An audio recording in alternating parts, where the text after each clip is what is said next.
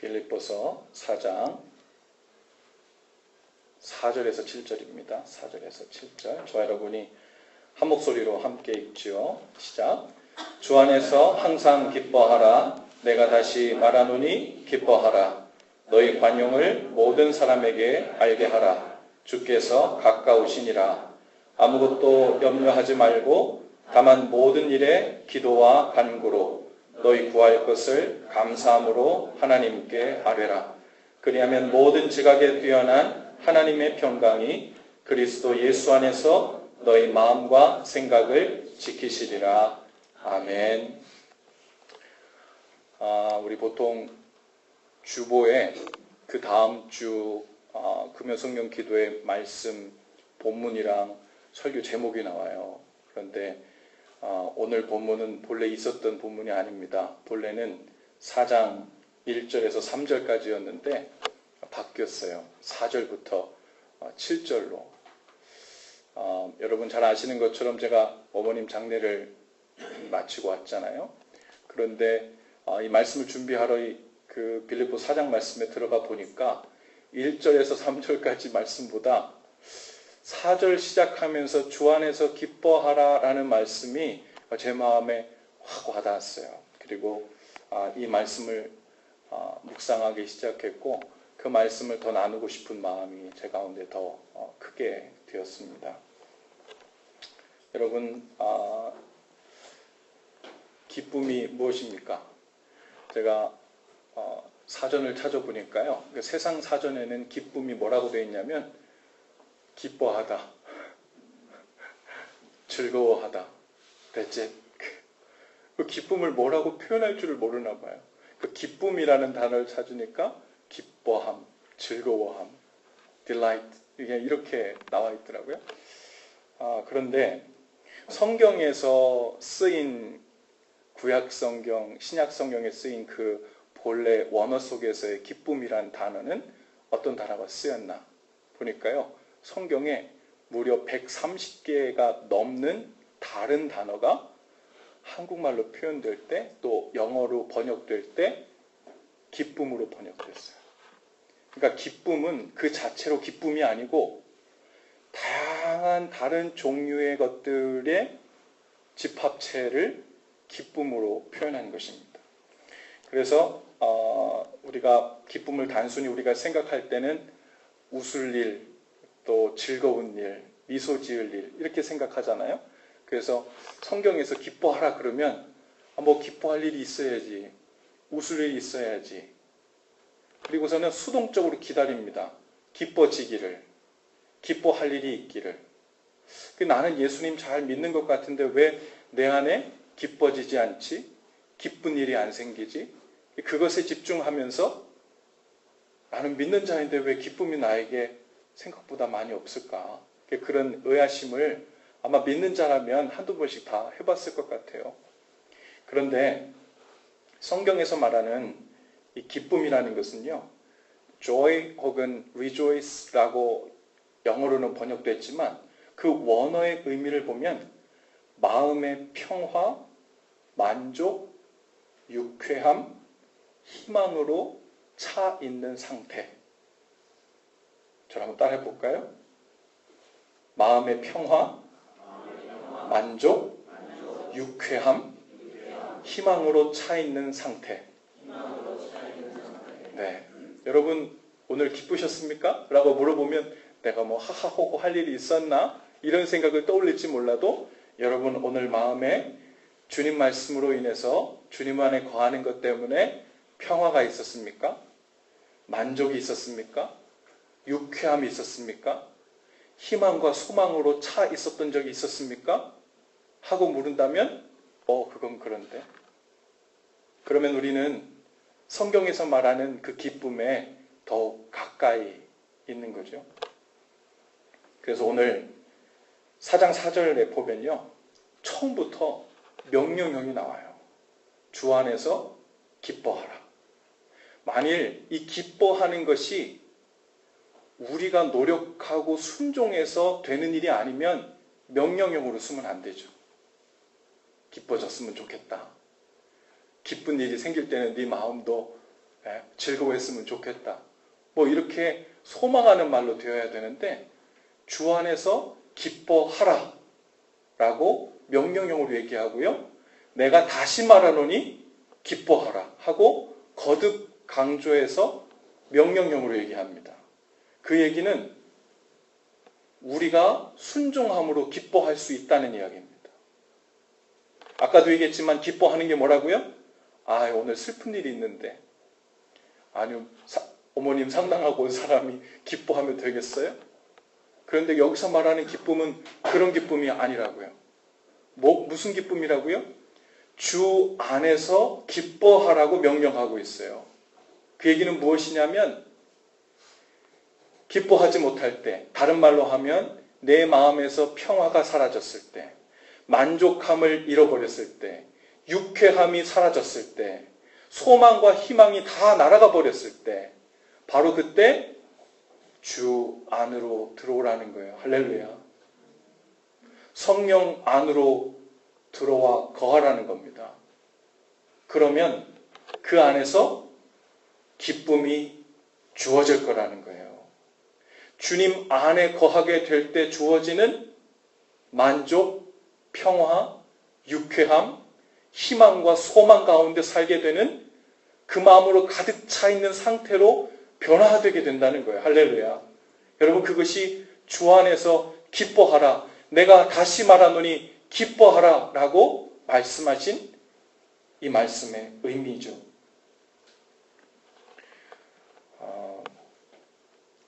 어떨 때 기쁘게 되는가? 오늘 성경에서 말할 때 주 안에 있으면 기쁘게 되는 거예요. 왜냐하면 우리가 잘 알듯이 성령의 열매가 있습니다. 성령의 열매 9가지 열매인데 그 중에 사랑, 희락, 이 희락이 기쁨, 조이입니다. 그러니까 이 기쁨은 외부로부터 미소 지을 일, 웃을 만할 일이 생길 때를 기다렸다가 기쁨을 얻는 게 아니고 우선적으로 선행되어야 될 단계가 있어요. 그게 무엇이냐면 성령 안에 거하는 일이에요. 주님 안에 거하는 일입니다. 그러면 그 안에서 열매가 맺어지는데 그것이 기쁨이에요. 기쁨의 의미가 뭐라고요?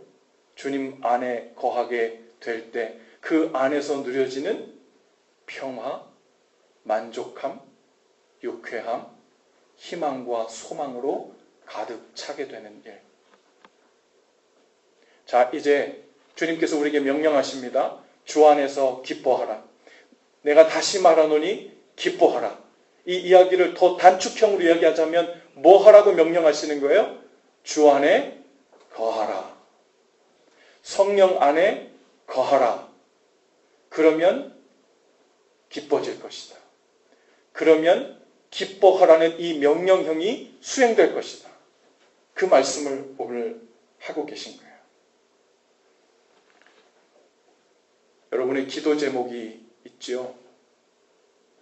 여러분이 기도하다가 이 기도 제목이 계속 근심거리로 남아있고 우리 마음이 점점 염려되는 쪽으로 이 기도 제목이 머물러 있다면 오늘 들은 말씀에 의하면 무슨 문제가 있는 거겠어요? 기도는 하고 있는데 주님 안에 거하고 있지 못한 거예요. 주님께 무엇이 필요하다고 어떤 문제가 있다고 알고는 있는데 성령님 안에 거하고 있지 못하는 거예요.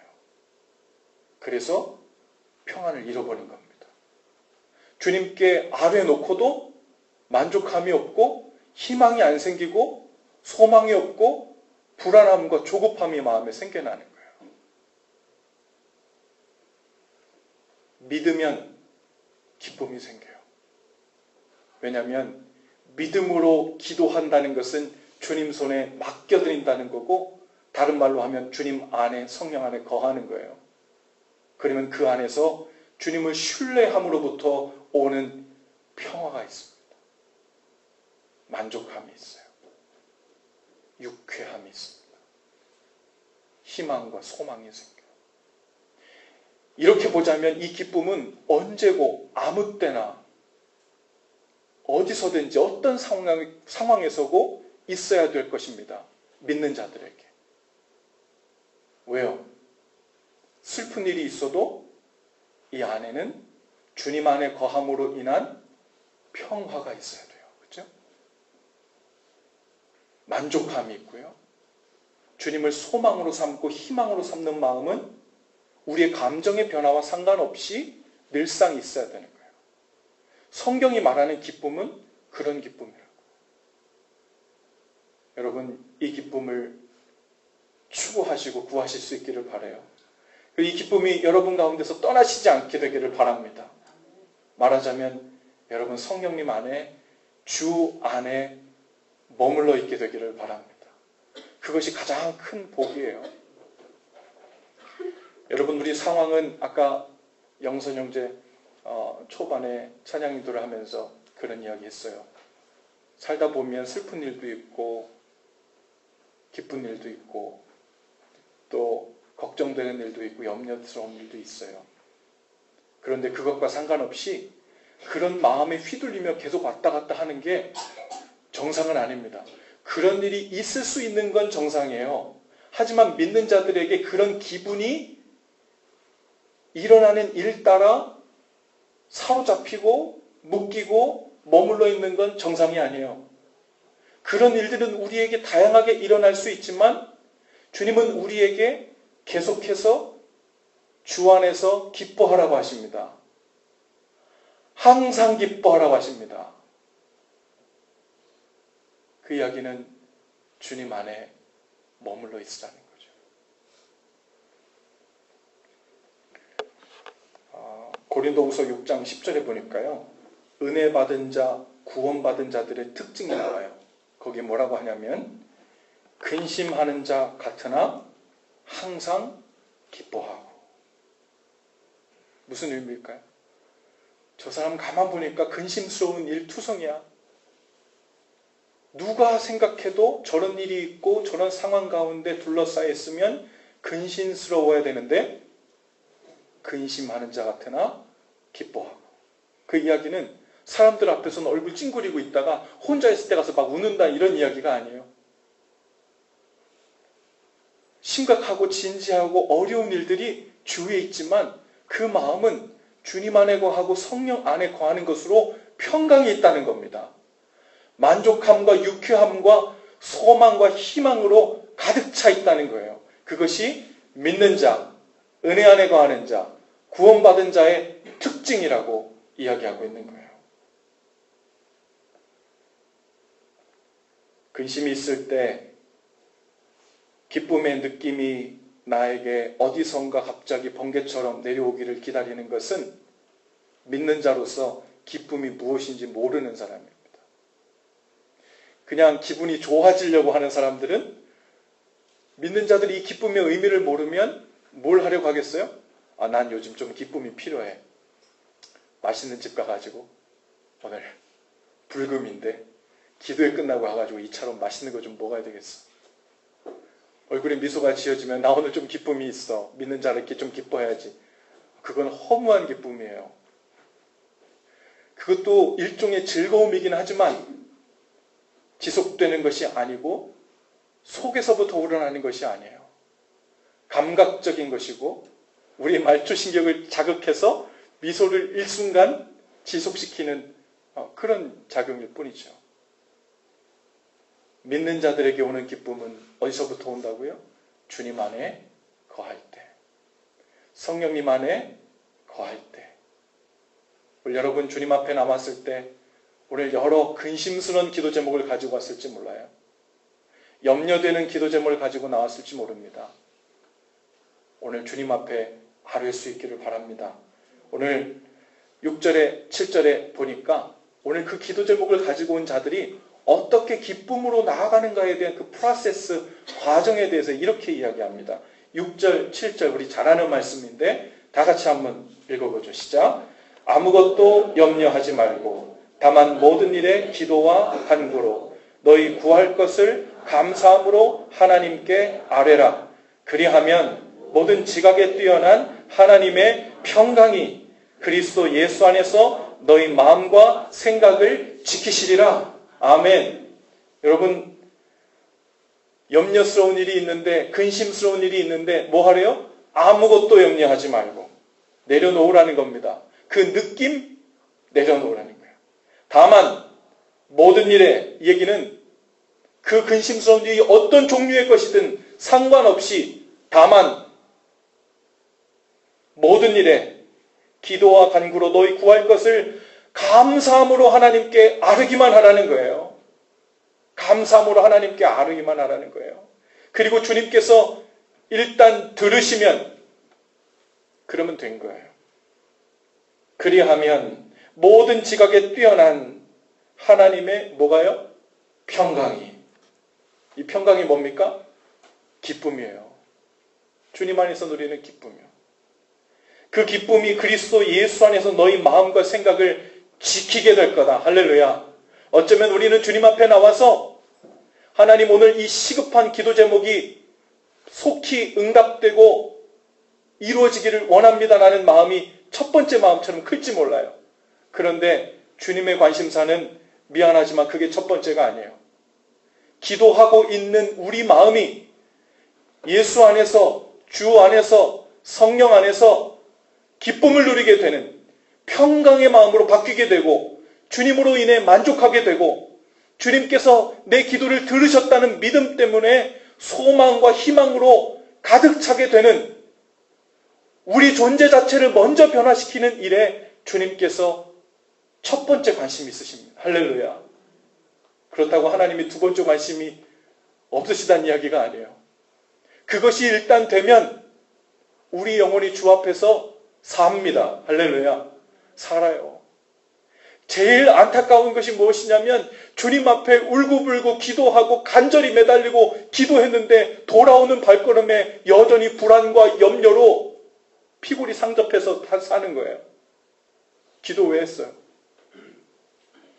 기도의 첫 번째 목적은요, 하나님께 감사함으로 아뢰드리고 주 안에 거하게 되었기 때문에, 기도하는 과정에서 성령 안으로 다시 거하게 되었기 때문에 우리 안에 누리게 되는 평강입니다. 할렐루야. 기쁨이 임하게 되는 거예요. 그 마음이 바뀌어지는 거예요. 그러면 그것이 먼저 하나님의 나라, 그분의 뜻이 우리 가운데 이미 이루어진 거예요. 그 다음 것은 플러스로 애드해서 더하여 이루어지는 역사가 우리 가운데 나타난 줄로 믿습니다. 마태복음 6장 33절에 보면 너희는 먼저 그의 나라와 의를 구해라. 그리하면 이 모든 것을 너에게 더하시리라 라고 했어요.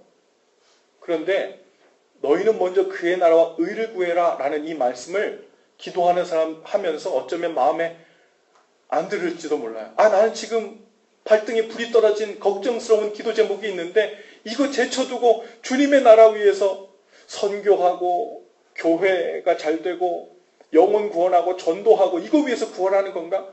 아니에요. 제가 아니라는 말 잘 들어야 돼요. 먼저 그의 나라와 의를 구하라는 말은 하나님께서 우리 향해 갖고 계신 메인 컨선, 제일 중요한 그분의 뜻, 거기에 초점을 맞춰 구하라는 거예요. 단순히 선교, 전도, 이웃을 돕는 일, 이것만 그분의 뜻이고 나의 프라이빗한 나의 일들은 나의 일이고 이것이 세퍼레이트 있는 것이 아니라 하나님이 우리 각 사람을 생각할 때 네가 이것을 먼저 구했으면 좋겠다라고 생각하는 하나님의 가장 중심에 있는 그 첫 번째 마음, 그것을 구하라는 거예요. 그것이 무엇이겠어요? 주 안에서 기뻐하는 거예요. 성령 안에 거하는 겁니다. 주님 안에 거하기를 먼저 구하는 거예요. 그리고 평강이 임합니다. 그러면 이후에 그 나머지 너희가 구하는 것들은 더하여 주시는 은혜로 이루어 주시는 줄로 믿습니다. 오늘 영선 형제가 선곡하면서 제가 오늘 그 헌신 찬양으로 부를 곡을 선곡했는데 찬양하는 중에 헌신 찬양이 바뀌었어요. 우리 세 번째 불렀던 찬양 있죠? 신실하신 하나님, 가사 좀 1절 좀 한번 올려봐 주시겠어요? 우리 다 같이 좀 읽어봅시다. 시작. 주님 보좌 앞에 나아가 참된 안식과 기쁨 나 누리겠네. 이것이 먼저 그의 나라와 의를 구하는 거예요. 오늘 기도하러 나오셨죠? 첫 번째 해야 될 일 뭐예요? 주님 보좌 앞에 가까이 나가는 거예요. 그리고 성령 안에서 누리는, 주님 안에서 누리는 안식, 평화, 기쁨, 이거 누리게 되는 거. 그러면 우리 가운데 하나님의 가장 큰 뜻이 이루어진 겁니다. 이 2절 가사 첫 번째죠. 또 이게 2절 가사 처음입니다. 한번 읽어볼까요? 시작. 기도 들으시는 하나님, 폭풍 속에 내 등불, 내 노래시라. 아멘. 하나님께서 오늘 염려스러운 우리의 기도를 다 들으시고 나면 우리는 무엇 때문에 평강이 찾아옵니까? 폭풍처럼 복잡하고 염려되고 두렵고 혼란스러운 우리 마음속, 그 속에서 신음하듯이 외쳐 부르는 우리의 외마디 그 기도가 폭풍 속에도 꺼지지 않는 등불처럼 우리 입술을 주시하고 계신 하나님의 눈빛처럼 그 등불로 우리에게 임하게 된다는 거예요. 3절도 한번 봅시다. 다 같이 시작. 평화 내려주신 하나님, 나로 고통받는 자를 위로하게 하소서. 오늘 여러분 기도하는 중에 하나님이 평화를 내려주실 수 있기를 바랍니다. 우리는 하나님의 평안이 다 필요해요. 어떤 기도 제목이든 두려움과 불안함과 아픈 마음으로 오셨다면 오늘 주님 앞에서 우리가 구하는 첫 번째 기도 제목은 그것이 이루어지는 게 아니라 그 아픈 마음을 가지고 나온 우리 마음 가운데 주님 안에 거하는 것으로 인해 평화가 임해야 합니다. 오늘 그 일이 우리 가운데 있게 되기를 바랍니다. 다 같이 기도하시죠. 하나님, 오늘도 우리를 부르셔서 기뻐할 수 없는, 기뻐할 일 없는 상황에 있다 생각했지만 주님 앞으로, 주님 보좌 앞으로 달려갈 때 주님 안에 거하게 되고 성령 안에 거하게 되어 하늘의 평화가, 그 기쁨이, 그 위로가 우리를 감싸게 되는 하나님, 그 은혜를 우리가 지금 사모합니다. 신실하신 하나님, 오늘도 어김없이 우리 가운데 찾아와 주셔서 그 하늘의 평화를 주시옵소서. 그 하늘의 만족을 허락하여 주옵소서. 주님께서 우리의 기도를 들으셨다는 그 믿음으로 인한 유쾌함이 우리 가운데 있게 하여 주옵소서. 주님께 소망을 두고 희망을 두었다는 것으로 우리의 발걸음이 자신감 있어지고 힘차게 만들어 주시옵소서. 오늘 기도하러 주님 앞에 나가는 우리 모든 입술과 마음마다 주님의 뜻을 먼저 구하게 하시고 그로 인한 감사함으로 주님께 아뢰는 기도가 우리 가운데 나올 수 있도록 인도하여 주옵소서. 우리 믿음의 기도, 소망의 기도를 들으시고 응답하여 주옵소서. 예수님 이름으로 기도합니다. 아멘. 우리 신실하신 하나님 찬양을 다 같이 함께 부르십시다.